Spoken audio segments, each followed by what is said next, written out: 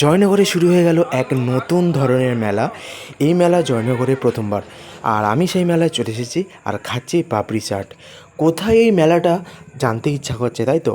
তো এই মেলাটা কিন্তু ধন্বন্তরিতে নতুন এক মেলার কিন্তু উদ্বোধন হয়ে গেল আজ 9 আগস্টে। 9 আগস্ট থেকে মেলাটা চলবে কিন্তু 45 দিন, মানে 22 সেপ্টেম্বর পর্যন্ত মেলা কিন্তু চলবে। তো এই মেলায় নানা রকম খাবারের জিনিসপত্র এবং বিভিন্ন কেনাকাটির জিনিসপত্র কিন্তু বসেছে। তো আপনারা চলে আসুন।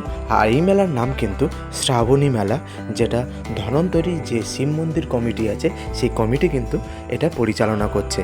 তো চলে আসুন জয়নগরে শ্রাবণী মেলা দেখতে।